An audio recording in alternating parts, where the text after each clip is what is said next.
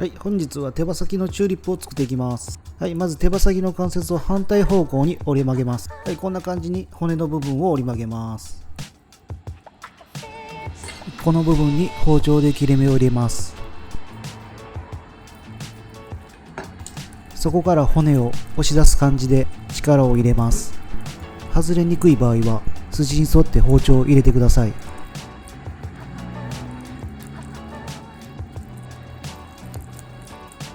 今回は太い方の骨を外します。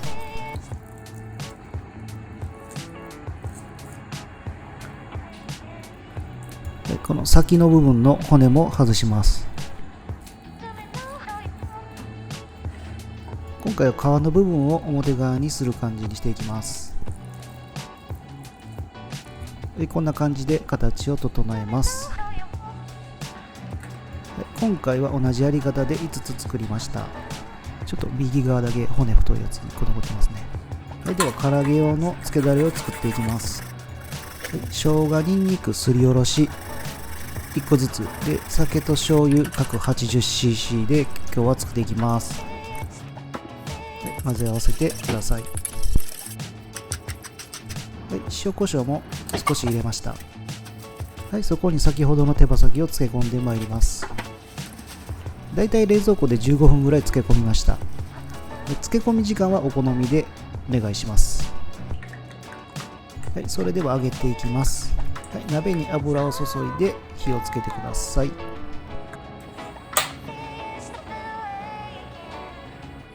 形を整えながら片栗粉をつけていきます。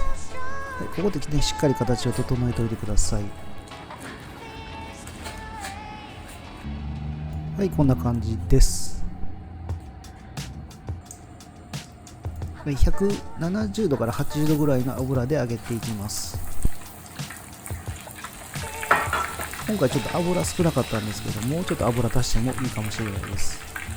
裏返しながら約5分間揚げていきます。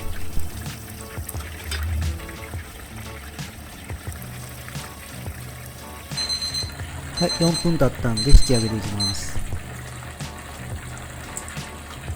美味しそうにきつね色に上がっております。このままちょっとね、少しおか揚げしておきます。おか揚げしたんで最後に1分2度揚げしていきます。